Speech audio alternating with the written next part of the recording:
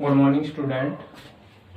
आज हम 9th class का जो ज्योग्राफी का भूगोल विषय का फर्स्ट लेसन को स्टार्ट करने जा रहे हैं, जिसका नाम है आकार और स्थिति। ठीक है, भारत, आकार और स्थिति। भारत की बात कर रहे हैं हम और उसके आकार और स्थिति की बात करें, उसको हम इस मैप के माध्यम से समझने की कोशिश करेंगे। मैप जैसा भी है हाथ से बनाया है, जैसा संभव होगा समझने के लिए शायद ठीक ठाक होगा, और अच्छा इससे अच्छा आप बना सकते हो तो आप कोशिश कीजिएगा इसके। ठीक है, तो भारत और आकार एवं स्थिति की बात करें तो हम सबसे पहले भारत की स्थिति की बात करेंगे। कोई भी देश से किसी की देश की लोकेशन ज्ञात करने के लिए हमें दो चीजों का ज्ञान होना जरूरी है। वो दो चीजें कौन सी होती हैं? एक तो होता है अक्षांश, एक अक्षांश ज्ञात होना चाहिए हमें, और एक होना चाहिए देशांतर। अगर हमें इन दोनों ही चीजों का ज्ञान है, ठीक है, अक्षांश और देशांतर का, लॉन्गिट्यूड और लैटिट्यूड का ज्ञान है हमें, तो हम उस देश की स्थिति, उस देश की लोकेशन को वर्ल्ड के मैप पे या ग्लोब के ऊपर आसानी से ज्ञात कर सकते हैं। ठीक है, तो भारत के संदर्भ में हम भारत की स्थिति की बात कर रहे हैं तो हमें भारत के अक्षांश और देशांतर का ज्ञान होना चाहिए। ठीक है, उसका देशांतरी और अक्षांशीय विस्तार का ज्ञान होना चाहिए। उसके माध्यम से हम बता सकते हैं कि भारत इतने इतने क्षेत्र में यहाँ पे स्थित है। सबसे पहले हम अक्षांश की बात करते हैं। भारत का अक्षांशीय विस्तार, अक्षांशीय विस्तार को ज्ञात करने से पहले हमने 6th क्लास में पढ़ा था आपने कि अक्षांश क्या होती हैं। देखो, ग्लोब पर जो लेटी हुई जो लाइन दिखाई दे रही है, ठीक है, वो होती है अक्षांश, और जो लॉन्गिट्यूड जो होती है, देशांतरी जो होती है लाइन, वो खड़ी होती है। ठीक है, जो खड़ी लाइनें होती हैं ग्लोब के ऊपर वो होती हैं लॉन्गिट्यूड, और जो लेटी हुई होती है वो लैटिट्यूड होती है। ठीक है, तो भारत का अक्षांशीय विस्तार ज्ञात करेंगे तो हम ये ज्ञात कर रहे हैं। ठीक है, तो भारत के अक्षांशीय विस्तार दक्षिण से अगर ज्ञात करें, ठीक है, भूमध्य रेखा से उत्तर में स्थित है भारत। आपको ये भी ज्ञात होगा कि ग्लोब को 0 डिग्री जो अक्षांश रेखा वो दो भागों में बांटती है। जो उत्तर में है उसको नॉर्थ हेमिस्फेयर यानी कि उत्तरी गोलार्ध, और दक्षिण में उसको साउथ हेमिस्फेयर यानी कि दक्षिणी गोलार्ध कहा जाता है। ठीक है, तो भारत उत्तरी गोलार्ध में स्थित है।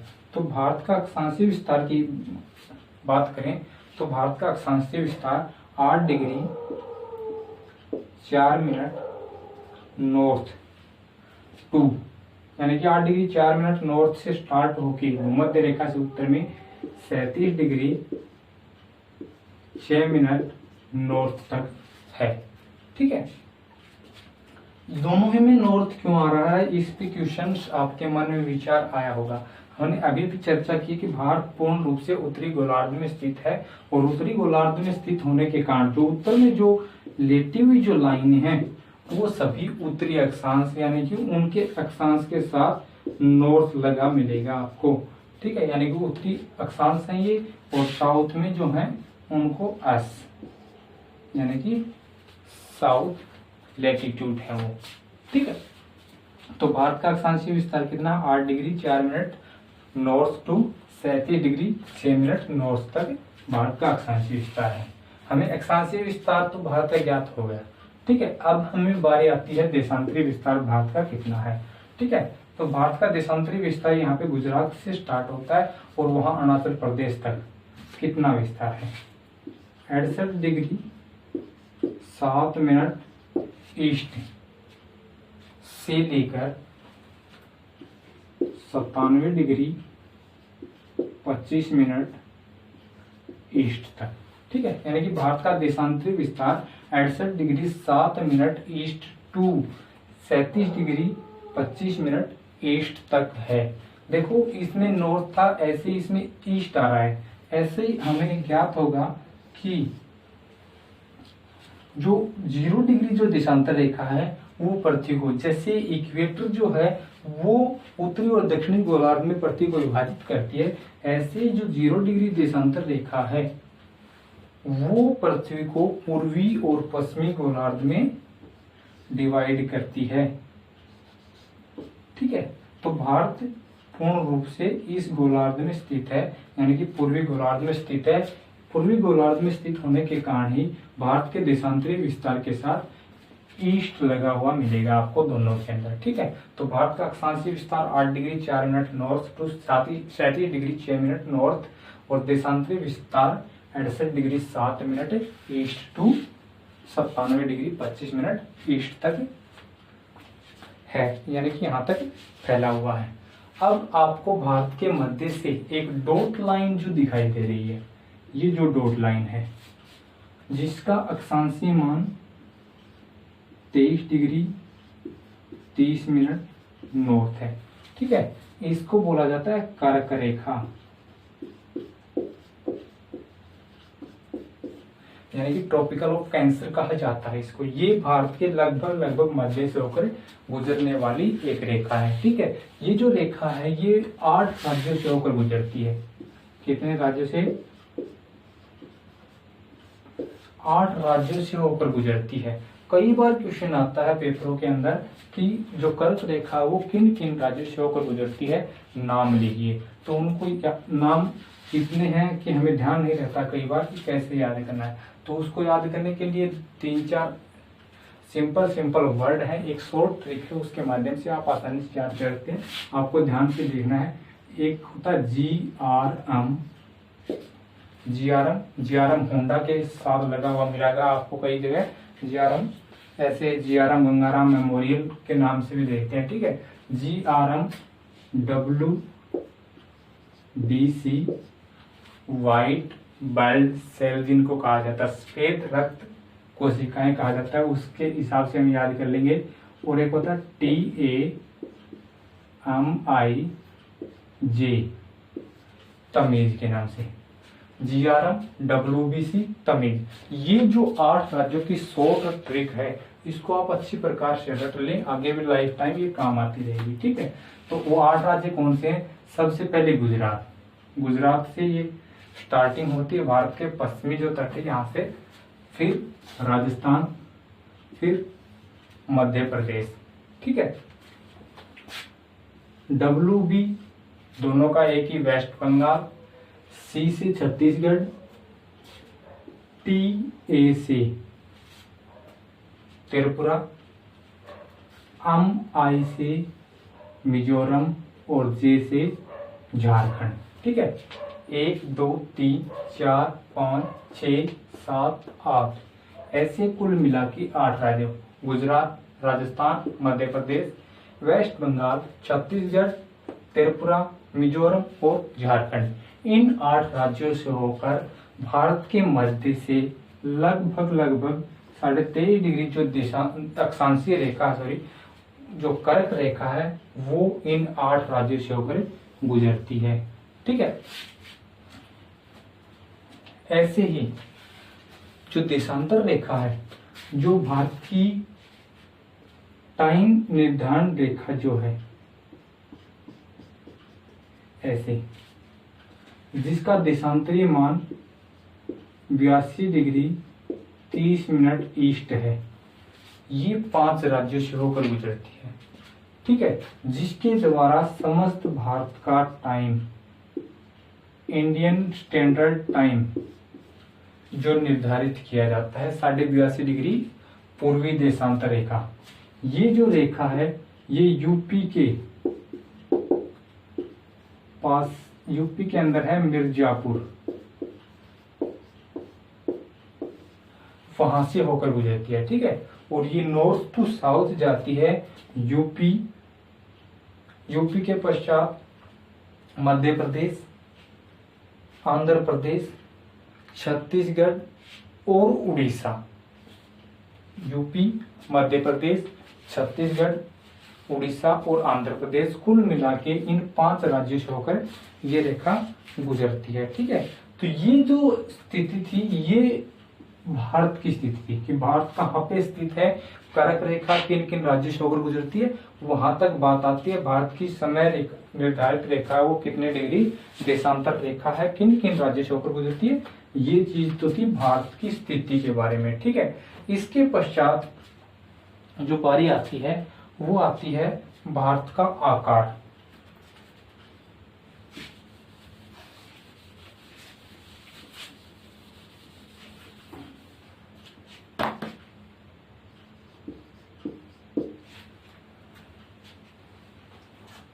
आकार की बारी आती है।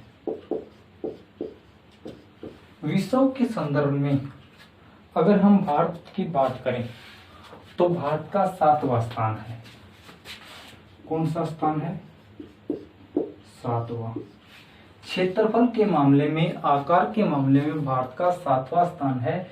6 बड़े देश हैं भारत से क्षेत्रफल के मामले में, ठीक है। उनके लिए भी एक शॉर्ट ट्रिक बताएंगे। आकार की बात करें 7वां स्थान है, तो भारत का आकार है वो क्षेत्रफल है वो कितना है? 32,87,263 वर्ग किलोमीटर, ठीक है। 32,87,263 वर्ग किलोमीटर भारत का जो टोटल एरिया है वो है, जो विश्व का 7वां स्थान रखता है क्षेत्रफल के मामले में, ठीक है। भारत से 6 बड़े देश कौन से? बहुत ही महत्वपूर्ण, बहुत ही इंपॉर्टेंट क्वेश्चन आता है ये भी, कि भारत से 6 बड़े देशों के नाम बताइए, कौन कौन से 6 बड़े देश हैं। वो एक ट्रिक के माध्यम से समझने की कोशिश करेंगे। देखो, रुक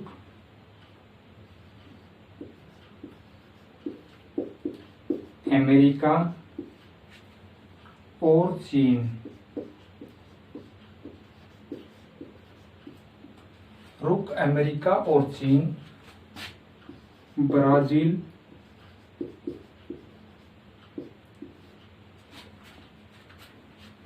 एवं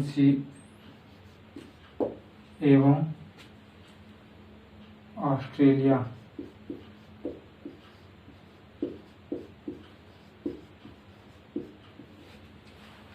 ब्राजील एवं ऑस्ट्रेलिया को पछाड़कर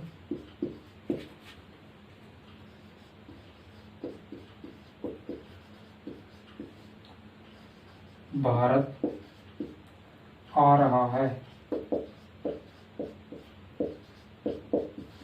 एक सिंपल सी लाइन आपको याद करनी है। क्या याद करनी है? वो कि रुक अमेरिका और चीन, ब्राजील और ऑस्ट्रेलिया को पछाड़कर भारत आ रहा है। देखो, रुक में 2 देश आ जाते हैं, रू से रूस और कैसे कनाडा।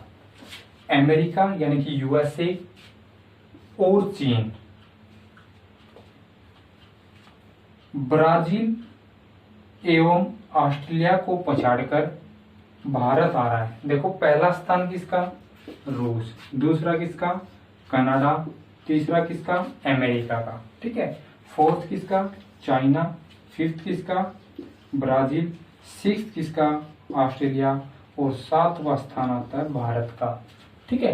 तो इस प्रकार से 6 बड़ी कंट्री हैं। आप एक सिंपल से वाक्य के माध्यम से इसको आसानी से समझ सकते हो कि रुक अमेरिका और चीन, ब्राजील एवं ऑस्ट्रेलिया को पछाड़कर भारत आ रहा है, ठीक है। तो ऐसे कुल मिला के भारत से 6 बड़े देश हैं।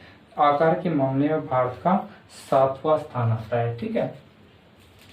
अगर भारत के आकार की बात की हमने, तो आकार में भारत की तटीय जो सीमा रेखा है उसकी चर्चा न करें तो अधूरा है भारत का आकार, ठीक है। तो भारत एक ऐसा देश है जिसकी स्थल और जल दोनों तरह की सीमाएं लगती हैं, ठीक है।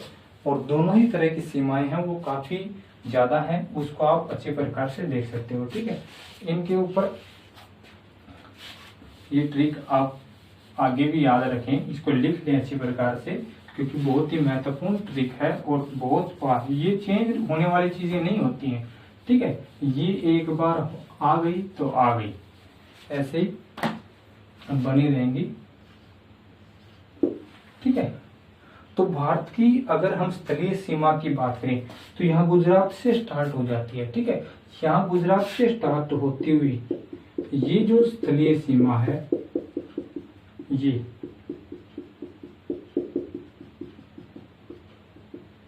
यहाँ पश्चिम बंगाल तक,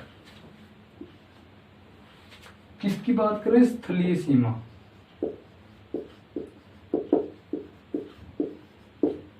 यानी कि किन किन देशों के साथ लैंड एरिया लगता है, स्थल लगता है, जमीन लगती है, वो जो सीमा है वो 15,200 किलोमीटर लंबी है, ठीक है।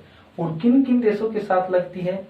देखो, पाकिस्तान के साथ लगती है, अफगानिस्तान के साथ लगती है, चाइना के साथ लगती है, नेपाल, भूटान, म्यांमार और बांग्लादेश। ठीक है, कई बार क्वेश्चन ये भी आ जाता है कि निम्नलिखित में से किस देश के साथ भारतीय स्थलीय सीमा लगती है या स्थलीय सीमा नहीं लगती है। ठीक है, तो वो किन किन देशों के साथ लगती है? पाकिस्तान, अफगानिस्तान, चाइना, नेपाल, भूटान, म्यांमार और बांग्लादेश।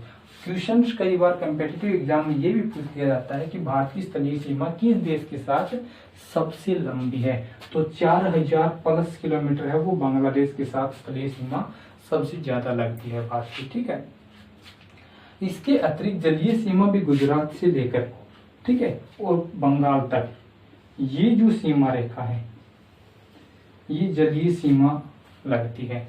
ठीक है, और इस जलीय सीमा की लंबाई गुजरात से लेकर बंगाल तक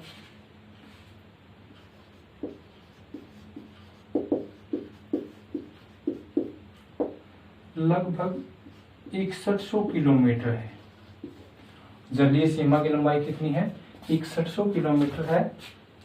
और अगर इसके अंदर भारत के जो महत्वपूर्ण जो हिस्से हैं दो, एक तो लक्षद्वीप समूह और एक अंडमान निकोबार द्वीप समूह है, उनको भी मिला लिया जाए तो जलीय सीमा की लंबाई 7516.6 किलोमीटर हो जाती है। ठीक है, यानी कि घुमा फिरा कर किसी प्रकार से क्वेश्चन पूछा जाता है। कई बार क्वेश्चन ये आता है कि भारत की कुल जलीय सीमा की लंबाई कितनी है, तो आपको कुल जलीय सीमा की लंबाई 7516.6 किलोमीटर बतानी है। जबकि ऐसे पूछ लिया जाए कि द्वीपों रहित, यानी कि द्वीपों को छोड़कर भारत की जलीय सीमा की लंबाई कितनी है, तो आपको बताना कितनी है? 6100 किलोमीटर लंबी है। ठीक है, तो इसके माध्यम से आप इसे आसानी से बता सकते हो।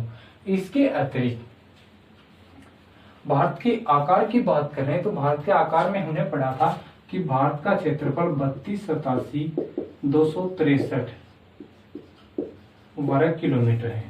ठीक है, तो नॉर्थ टू साउथ ऐसे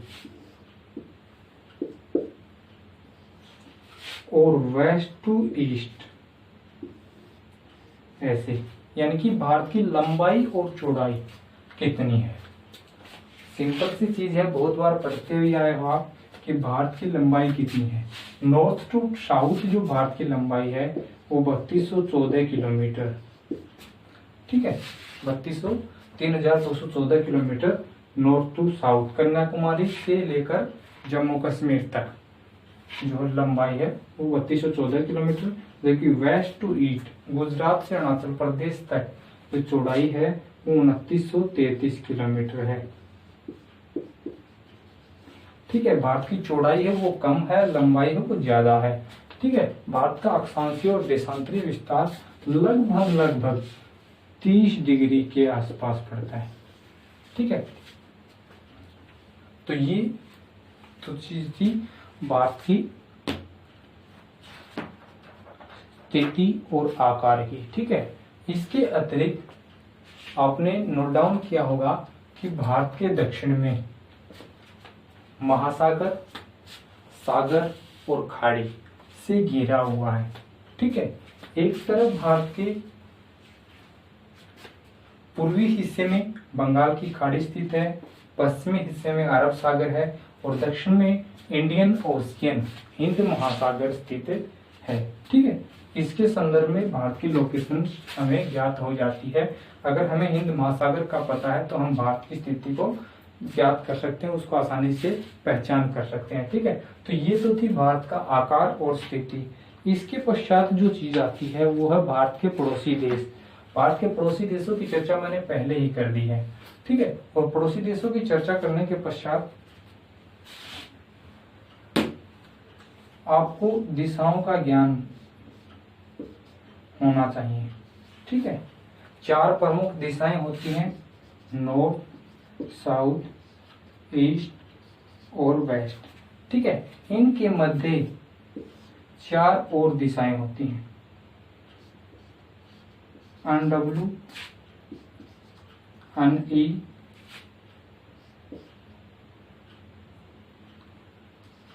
एसई, एसडब्ल्यू। ठीक है, इन दिशाओं का अगर आपको ज्ञान है तो हम कहीं भी भारत के पड़ोसी देशों के बारे में किसी प्रकार से घुमा फिरा कर क्वेश्चन पूछ लिया जाए तो हम मार खाने वाले नहीं हैं, क्योंकि कई बार 9th क्लास में क्वेश्चन है भी और कई बार इस प्रकार से क्वेश्चन पूछा जाता है कि भारत के उत्तर पश्चिम में कौन सा पड़ोसी देश है, भारत के उत्तर में कौन सा पड़ोसी देश है। तो उत्तर में तो हमें पता है चाइना है, दक्षिण में हम बता देंगे श्रीलंका है, पश्चिम में बता देंगे जो भी है, पूर्व में बता देंगे म्यांमार है, ठीक है। लेकिन जो बीच का जो है, बीच की जो दिशाएं हैं नॉर्थ वेस्ट, देखो नॉर्थ वेस्ट ऐसे, ठीक है। तो हमें ज्ञात होना चाहिए कि भारत के नॉर्थ वेस्ट में पाकिस्तान और आगे चल के अफगानिस्तान, ठीक है, ये देश है। उत्तर में चाइना है, नेपाल है, भूटान है, पूर्व में म्यांमार है, बांग्लादेश है, ठीक है। और दक्षिण में कई बार क्वेश्चन आता है कि भारत के कोई 2 द्वीपीय पड़ोसी देशों के नाम बताइए, ठीक है। तो दक्षिण में जो 2 देश हैं, जो पड़ोसी देश हैं, एक तो मालदीव है, एक छोटा सा द्वीपीय देश है, और एक आपको दिखाई दे रहा है ये जो है श्रीलंका। दोनों ही द्वीपीय देश है जिनके साथ भारत की जलीय सीमा लगती है, ठीक है। तो 2 पड़ोसी देश जो द्वीपीय देश हैं जो दक्षिण में स्थित हैं वो आप आसानी से ज्ञात कर सकते हो, ठीक है। तो इसका आप एक बार स्क्रीनशॉट ले सकते हो, जो चीज आप लिखना चाहो वो नोट डाउन कर सकते हो आसानी से। आसान सा लेसन था, भारत, आकार और स्थिति, इंडिया, लोकेशन एंड एक्सटेंशन जो भी है वो, इसके माध्यम से आप कहीं पे भी इसमें कहीं पे भी कंफ्यूज हो, कहीं पे भी कोई परेशानी हो, देखो कोई भी व्यक्ति है वो अपने आप में किसी भी सब्जेक्ट पर पूर्ण नहीं होता है, कुछ ना कुछ कमी हो सकती है। मैं भी एक मनुष्य हूँ, आप भी मनुष्य हो, और गलतियां मनुष्य से होती है, ठीक है। तो इसमें कोई भी मिस्टेक हुई हो, ठीक है, कोई भी गलती आपको नजर आई हो, कहीं पे भी आपको समझने में परेशानी हो, तो आप कमेंट बॉक्स में लिखें, उसको उस गलती को सुधारने की कोशिश की जाएगी। 101% उसको सुधार करने की कोशिश की जाएगी। हो सकता है इसमें कुछ गलतियां हो सकता है कुछ जो चीजें हैं वो जल्दी में गलत लिख दी गई हो, या बोला कुछ गया हो, लिखा कुछ गया हो, तो वो चीजें हो सकती हैं। तो इसमें सुधार की कहीं पे भी गुंजाइश है तो आप कमेंट्स बॉक्स में लिखकर अपने कमेंट्स लिखें, अपनी जो चीजें, जो गलतियां हैं या जो चीज समझ में नहीं आई है वो उसके अंदर लिखें, और फिर उसका तुरंत फीडबैक दिया जाएगा, आपको उसकी प्रतिपुष्टि दी जाएगी, उसमें सुधार करने की कोशिश की जाएगी, ठीक है। तो आज के लिए इतना ही। नेक्स्ट वीडियो के अंदर सेकंड जो लेसन है 9th क्लास के जो भूगोल विषय का, उसके ऊपर चर्चा करेंगे। थैंक यू, धन्यवाद।